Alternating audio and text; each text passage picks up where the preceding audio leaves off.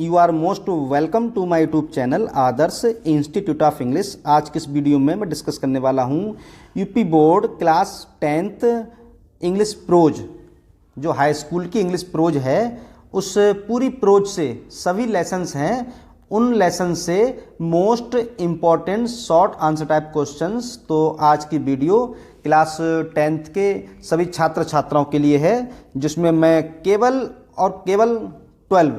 12 short answer type questions discuss करूंगा, जो कि आपके बोर्ड एग्जाम के पॉइंट ऑफ व्यू से इम्पोर्टेंट हैं। तो देखते हैं। सबसे पहले आपका फर्स्ट क्वेश्चन है, why was Lencho's soul filled with sorrow. Lencho की आत्मा दुख से क्यों भर गई? जब उसकी फसल नष्ट हो गई थी तब उसकी जो आत्मा थी वो दुख से भर गई थी। क्यों भर गई? तो इसका आंसर है लेंचोस सॉल, लेंचो की आत्मा, फिल्ड भर गई, विद सॉरो दुख से, बिकॉज क्योंकि, हिज क्रॉप उसकी फसल, वॉज थी, टोटली पूरी तरह से, डिस्ट्रॉयड नष्ट हो गई, वाई हेलस्टोन्स ओलों के द्वारा, क्योंकि ओलों के द्वारा उसकी सारी फसल नष्ट हो गई थी। नॉट अ लीफ एक भी पत्ती नहीं, रिमेन रही ऑन द ट्रीज पेड़ों पर कोई पत्ती न रही। The flowers were gone from the plants, पौधों से फूल भी जा चुके थे। तो पूरा आंसर इसका हो जाएगा कि लेंचो की आत्मा दुख से भर गई क्योंकि ओलों ने उसकी सारी फसल नष्ट कर दी, पेड़ों पर एक भी पत्ती शेष ना बची और फूल भी पौधों से जा चुके थे। नेक्स्ट क्वेश्चन है question number 2, why was Lencho angry when he received the letter. जब लेंचो ने लेटर को रिसीव किया तब वह नाराज क्यों था या नाराज क्यों हुआ? तो लेंचो वॉज एंग्री, लेंचो नाराज था, when he received the letter, जब उसने पत्र को प्राप्त किया, बिकॉज क्योंकि, ही नीडेड 100 पीसेस, क्योंकि उसे 100 पीसेस की आवश्यकता थी, but there were only 70 pieces in it, लेकिन उसमें केवल 70 पैसे थे। तो इसका आंसर ये हो जाएगा, लेंचो ने जब पत्र को प्राप्त किया तब वह नाराज हुआ क्योंकि उसे 100 पीसेस की आवश्यकता थी और उस लेटर में केवल 70 पीसेस थे। उसके बाद आता है आपका क्वेश्चन नंबर 3। क्वेश्चन नंबर 3 है, how was Lencho helped. Lencho की सहायता कैसे हुई? तो the post master read Lencho's letter to God. Post master ने ईश्वर के लिए लेंचो का लिखा हुआ पत्र पढ़ा। ही हेल्प्ड लेंचो, उसने लेंचो की सहायता की, by giving him some money, उसे कुछ धन देकर, in order not to shake, न त्यागने के लिए, या न छूट जाए न चला जाए, हिज फैथ, उसका विश्वास, इन गॉड, ईश्वर में, ताकि ईश्वर में उसका विश्वास न चला जाए या ईश्वर से उसका विश्वास कम ना हो जाए। तो पूरा आंसर ये हो जाएगा, डाकघर के मालिक ने लेंचो का ईश्वर के लिए लिखा हुआ पत्र देखा, उसने लेंचो की सहायता की ताकि ईश्वर में जो लेंचो का विश्वास है वो न डगमगा जाए या न कम हो जाए। क्वेश्चन नंबर 4 है, what is the greatest wealth of a nation in Mandela's opinion. Nelson Mandela के विचारों में एक राष्ट्र का सबसे महान धन क्या है, सबसे बड़ा धन क्या है?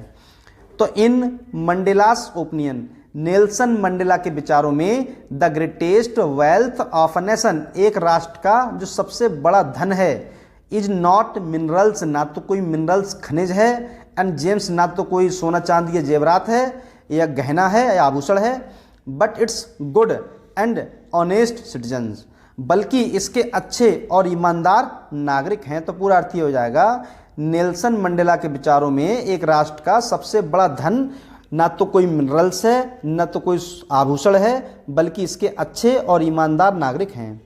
क्वेश्चन नंबर 5 है, how according to Mandela, Mandela के अनुसार, हैड अपार्थीड पॉलिसी, रंग भेद नीति, अफेक्टेड प्रभावित किया साउथ अफ्रीका को। मंडेला के अनुसार रंग भेद नीति ने साउथ अफ्रीका, दक्षिणी अफ्रीका को कैसे प्रभावित किया? तो इसका आंसर हो जाएगा, according to Mandela, Nelson Mandela के अनुसार अपार्थीड पॉलिसी, रंग भेद नीति ने, हैड अफेक्टेड प्रभावित किया साउथ अफ्रीका को डीपली, बहुत गहराई तक। मंडेला के अनुसार रंगभेद नीति ने दक्षिणी अफ्रीका को बहुत गहराई तक प्रभावित किया। It had created deep wound, इसने बहुत गहरा घाव बनाया। इन द कंट्री, देश में, एंड इट्स पीपल, इसके लोगों में। इसने यानी रंगभेद नीति ने इस देश में और इस देश के लोगों में बहुत गहरा घाव बनाया। उसके बाद आता है आपका क्वेश्चन नंबर 6। क्वेश्चन नंबर 6 है, व्हाट डज एनी फ्रैंक से, एनी फ्रैंक क्या कहती हैं अबाउट हर फादर, अपने पिता के बारे में, एंड ग्रैंड मदर, दादी के बारे में, इन हर डायरी, अपनी डायरी में। एनी फ्रैंक अपनी डायरी में अपने पिता के बारे में और अपनी ग्रैंड मदर के बारे में क्या कहती हैं? आंसर हो जाएगा Anne Frank felt that, Anne Frank ने ये महसूस किया, हर फादर, कि उसके पिता, was the most adorable father, कि उसके पिता बहुत ही प्रिय पिता हैं। शी रिमेंबर्ड, उन्हें याद है, हर ग्रैंड मदर, अपनी दादी को, इवन आफ्टर हर डेथ, मरने के बाद भी, अपनी दादी की मृत्यु के बाद भी उसे वह अपनी दादी को याद करती है। She wrote in her diary, वह अपनी डायरी में लिखती थी, दैट नो वन न्यू, कोई नहीं जानता था, हाउ ऑफन, कितनी बार, शी थॉट, वह सोचती थी, ऑफ हर ग्रैंड मदर, अपनी दादी के बारे में। तो पूरा आंसर ये हो जाएगा, एनी फ्रैंक ने ये महसूस किया कि उसके पिता उसके लिए सबसे प्रिय पिता हैं और वह ये याद करती थी, या वह अपनी दादी की मृत्यु के बाद भी अपनी दादी को याद करती थी, और वह ये लिखती थी कि ये कोई नहीं जानता था कि वह अपनी दादी को कितनी बार याद करती थी या अपनी दादी के बारे में कितनी बार विचार करती थी। उसके बाद आता है क्वेश्चन नंबर आपका 7। क्वेश्चन नंबर 7 है, what prompted Anne Frank, what क्या, प्रॉम्प्टेड होता है प्रेरित करना, एनी फ्रैंक को टू कीप, रखने के लिए, अ डायरी, किस चीज़ ने एनी फ्रैंक को एक डायरी रखने के लिए या डायरी लिखने के लिए प्रेरित किया? What name did she give it, और उसने जो डायरी लिखी थी उसका नाम क्या रखा? आंसर है इसका, Anne Frank wanted to keep a diary, Anne Frank एक डायरी रखना चाहती थी, एनी फ्रैंक एक डायरी लिखना चाहती थी, बिकॉज, क्योंकि, she did not have a real friend, क्योंकि उसका कोई रियल फ्रेंड नहीं था। The diary was called kitty, और जो उसने डायरी लिखी उसका नाम रखा किट्टी। तो आंसर इसका हो जाएगा पूरा, एनी फ्रैंक एक डायरी रखना चाहती थी क्योंकि उसका कोई रियल फ्रेंड नहीं था और उसने डायरी का नाम किट्टी रखा। क्वेश्चन नंबर है 8। क्वेश्चन नंबर 8 है, what is Coorg famous for, Coorg किस चीज़ के लिए फेमस है? कुर्ग इज इन कर्नाटका, कुर्ग कर्नाटक में है, एंड इट इज फेमस, और ये फेमस है, फॉर कॉफ़ी, कॉफ़ी के लिए, रेन फॉरेस्ट के लिए, स्पाइसेस के लिए, स्पाइसेस बोले तो मसाले। तो कुर्ग कर्नाटक में है और ये कॉफ़ी के लिए, रेन फॉरेस्ट के लिए, स्पाइसेस के लिए फेमस है। इसके बाद आता है आपका क्वेश्चन नंबर 9। क्वेश्चन नंबर 9 है, why is baker important for, ये नहीं है, पार्टी और अ फीस्ट इन गोवा।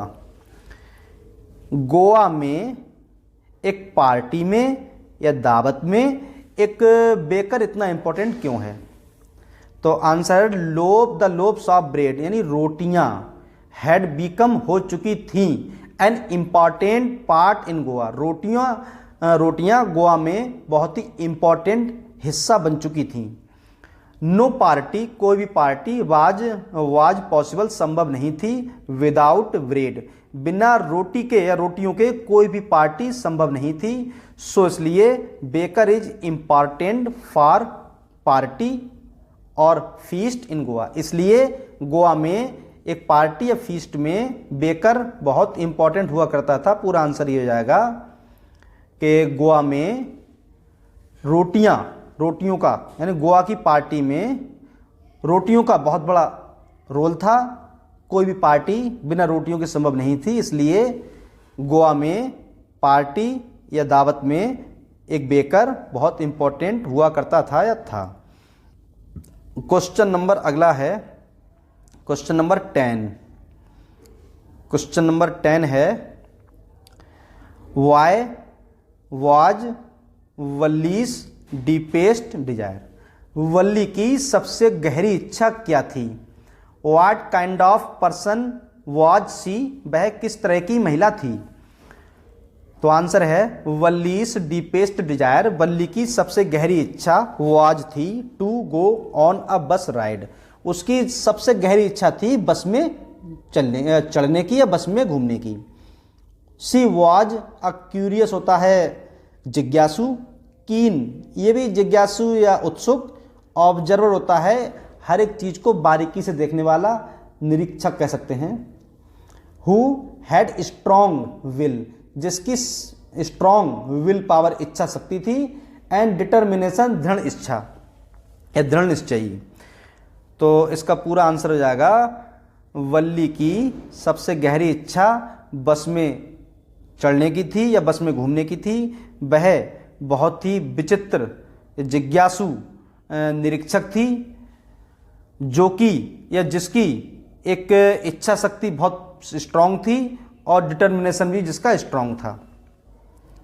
ठीक से इसका अर्थ अगर देखें तो वल्ली की सबसे गहरी इच्छा बस में घूमने की थी, वह बड़ी ही जिज्ञासु निरीक्षण करने वाली थी और उसकी इच्छा शक्ति और दृढ़ शक्ति बहुत ही शक्तिशाली थी। क्वेश्चन नंबर आता है 11। क्वेश्चन नंबर 11 है why does the conductor call Valli madam. जो कंडक्टर था वह वल्ली को मैडम क्यों पुकारता था? तो आंसर हो जाएगा the conductor called Valli madam. Conductor Valli को मैडम पुकारता था या कहता था बिकॉज क्योंकि she behaved like a woman, क्योंकि वह एक महिला की तरह बिहेव करती थी, व्यवहार करती थी। सी डिक्लाइंड, उसने मना कर दिया हिज हेल्प, उसने उस कंडक्टर की सहायता लेने से मना कर दिया। And answered quickly to his questions, और उसके प्रश्नों के जो आंसर थी वो क्विकली तेजी से फटाफट दिया करती थी। तो पूरा आंसर ये हो जाएगा कंडक्टर वल्ली को मैडम पुकारता था क्योंकि वह एक महिला की तरह बिहेव करती थी और उसने उसकी सहायता लेने से मना कर दिया और वह उसके सभी प्रश्नों के उत्तर तेजी से देती थी, क्विकली देती थी।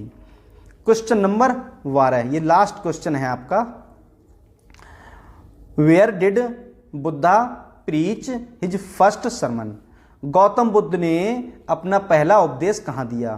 तो आंसर हो जाएगा गौतम बुद्ध प्रीच्ड, उपदेश दिया, हिज फर्स्ट सरमन, अपना पहला, गौतम बुद्ध ने अपना पहला उपदेश दिया at the city of Banaras, Banaras शहर में, विच इज रिगार्डेड, जिसे समझा जाता है एज द होलीएस्ट, सबसे पवित्र, ऑफ द बाथिंग प्लेसेस, नहाने वाले स्थानों में, जैसे नहाने वाले स्थानों में सबसे पवित्र स्थान माना जाता है। तो पूरा अर्थ एक बार में हो जाएगा गौतम बुद्ध ने अपना पहला उपदेश बनारस शहर में दिया जिसे कि नहाने वाले स्थानों में से सबसे पवित्र स्थान माना जाता है। तो डियर स्टूडेंट्स, ये थी आज की वीडियो क्लास 10th के स्टूडेंट्स के लिए, जिसमें कि डिस्कस किया गया इंग्लिश प्रोज के, पूरी इंग्लिश प्रोज से केवल और केवल 12 शॉर्ट आंसर टाइप क्वेश्चंस जो कि आपके एग्जाम के पॉइंट ऑफ व्यू से मोस्ट इंपॉर्टेंट है। तो आज की वीडियो में इतना ही, मिलते हैं नेक्स्ट वीडियो में और सप्लीमेंट्री के most important short answer type questions के साथ में। तब तक के लिए जय हिंद।